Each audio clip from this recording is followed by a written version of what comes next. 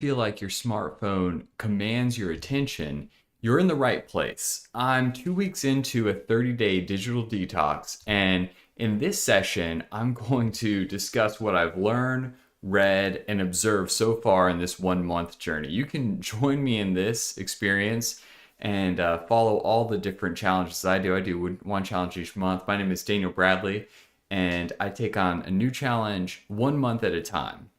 And you can find all those on all my other channels at my website, dfbradley.com, and links below in the description for all the stuff we're going to talk about today. So we're 2 weeks into a 30-day digital detox, and I'll be sharing more details about the book I've been reading along with this challenge. I'm also going to talk about some early observations and my pros and cons of using my new light phone for the past 2 weeks. It's been a great experience, but there are some ups and downs, and you should know about that before you go and buy one yourself. Again, also, link below. The book that I'm reading is Restless Devices: Recovering Personhood, Presence, and Place in the Digital Age by Felicia Wu Song. And so Felicia Song, the author of this book, is a cultural sociologist who studies the place of digital technologies in contemporary life. So smartphones in our normal modern day and age, the day-to-day living that we currently do.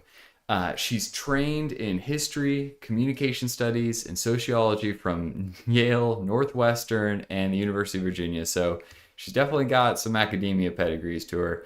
And her research is oriented around the rapidly evolving digital technology industry and how the adoption of social media and digital devices is fundamentally altering the landscape of families, communities, and organizational life.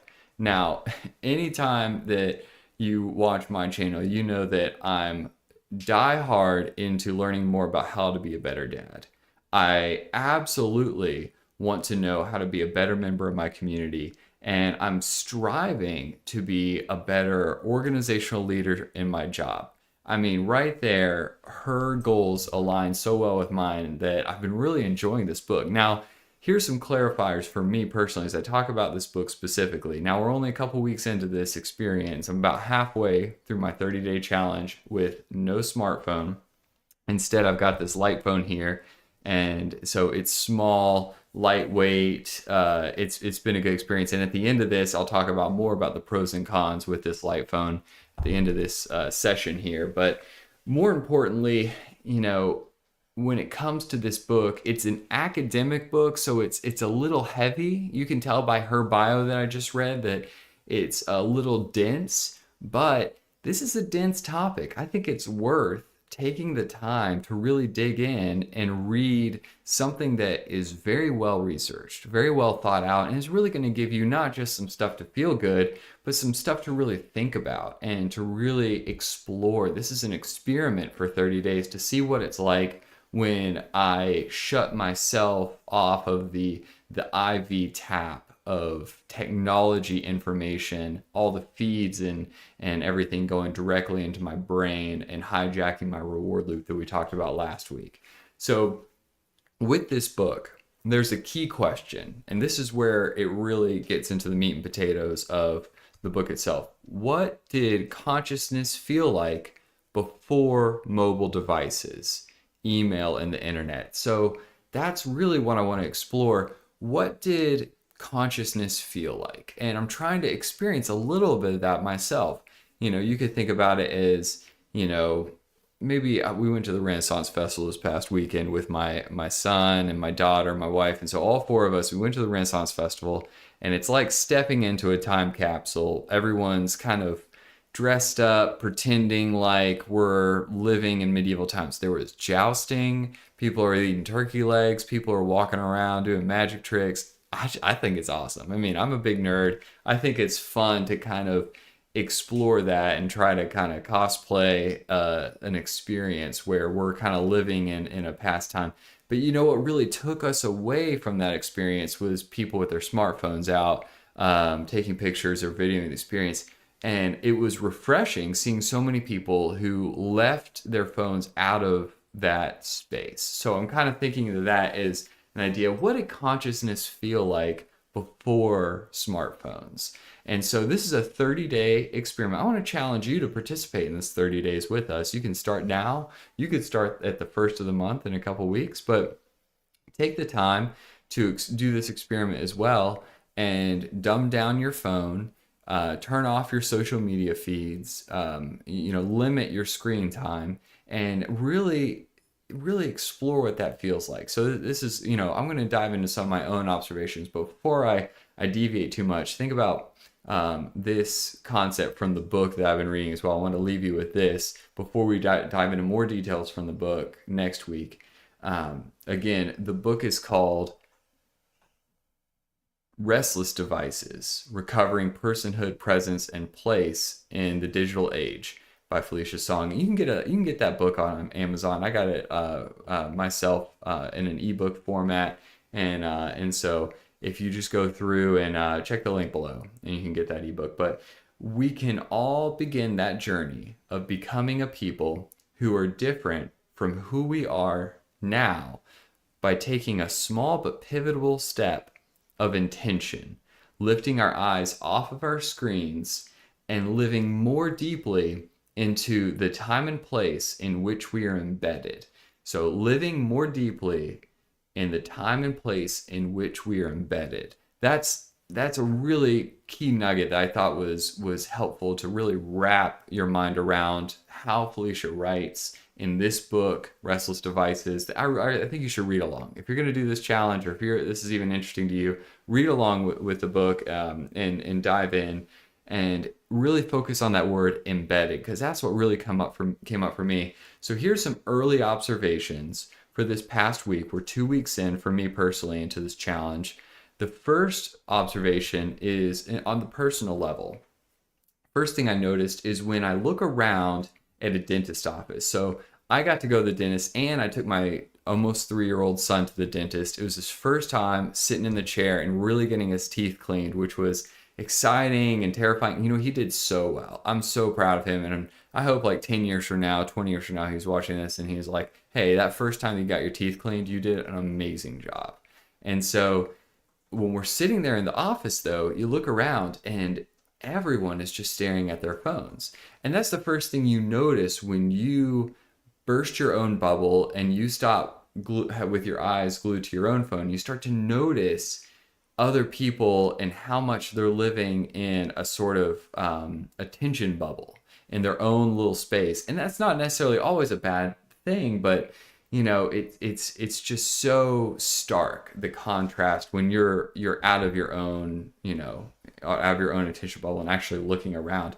And it brings clarity to the word embedded that Felicia Song used in that quote from the book. And so that word embedded, it's almost as if their attention was solely embedded in their device and blissfully unaware, or tragically unaware of their surroundings. And so it's not necessarily something where, you get on a plane and instead of watching a movie, you should have to talk to the person next to you the whole way. That terrifies some people. I'm all good for a 5-10 minute conversation, but the idea of being forced to talk to someone for 3 hours is sign me off of that. I'm done with that. But this is something where, in this context of a waiting room at the dentist, it was very noticeable. And so my second early observation, now that we're in week 2 of this 30-day challenge, is with family. So my biggest observation with family is that I seem to notice a lack of screens even more than my young kids do. So I have an almost 1-year-old and an almost 3-year-old. So they're pretty young, but we would definitely watch some Bluey. We watch some Mickey Mouse Clubhouse, because these are like great things, especially to have on the background. We're playing with blocks. Maybe we've got it on a screen over on the wall, and we're playing some of those.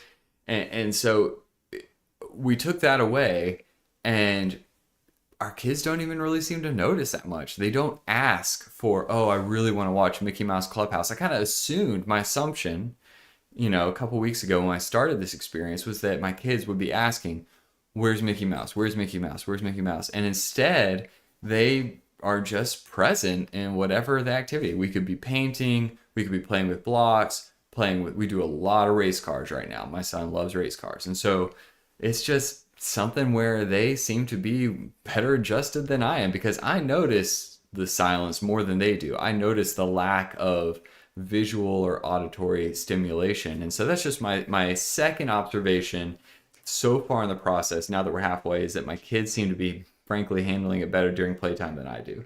My third observation is with work. And so my two things I've been trying to do in my work life is to declutter my digital workspace experience. And so sometimes I'd find myself at my desk, especially if I'm doing something like a routine task where I work in insurance. So maybe I'm just like reviewing documents, making sure that things are paid on time. And if I'm going through that cycle over and over, sometimes I would notice that I would have multiple screens open. I would have my desktop monitor, and I'd have my laptop monitor playing something else, maybe like a YouTube video, or it was like, playing a podcast or something. And simplifying my workspace by not having too many windows open, and then reducing that background stimulation by not listening to music or podcasts. And now music is a big difference for me, because you can kind of tell behind me, I was a music major. Music was my first love. And so with not listening to anything, no audible or visual stimulation other than what the task is I'm working on right now, is a step towards monotasking, which is something that is talked about in this book as well that I'm recommending. And this experience is focusing on one task at a time. If you're in the waiting room at the dentist, you wait. If you're working on an email, you write the email. You don't listen to something else. You don't have a side conversation. And doing one task at a time, I'm going to be honest, it's so difficult. It is the biggest challenge for me, especially in my work life, to just simply be present and doing one task at a time. But I have started to notice that I am more, more efficient, but also just the product is better. The emails I'm writing, the spreadsheets I'm making, this is me and my work. It's a lot of paperwork, but frankly, the T's are crossed in just the right way, a little bit better. I'm noticing like a 2% difference. And I love that. And I talk about 2%, but this is something where decluttering has really started to show some benefits in that area. So those are my early observations personally at the dentist's office, with family, in the playroom, and work, and my workspace monotasking. It's something that, I want to know what your early observations are as well. So if you experience this challenge, if you go through on this journey with me for 30 days and you're in week 2, let me know what your observations are in some of those areas of your life.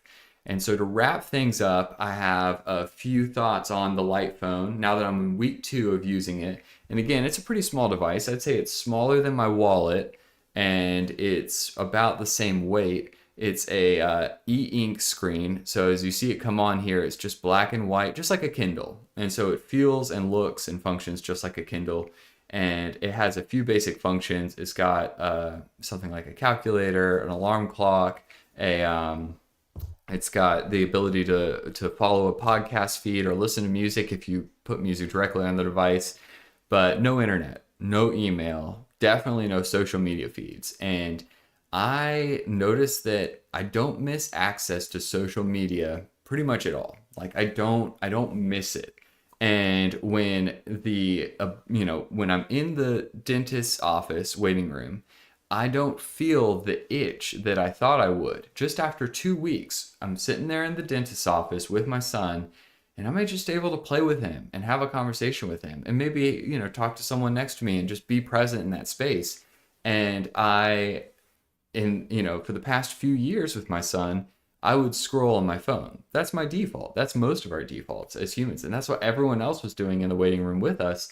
But, I had a much better experience. I think he had a better experience too. So as a father, this is important that, not only do I not miss the social media, but I'm very confident that my son doesn't miss me scrolling on my phone as well. So that's an extra pro there that, for me, it takes a little bit of cold turkey, hard and fast rules where not that I'm not going to do it, but I just don't even have access to it. And so this phone has been a benefit in that way.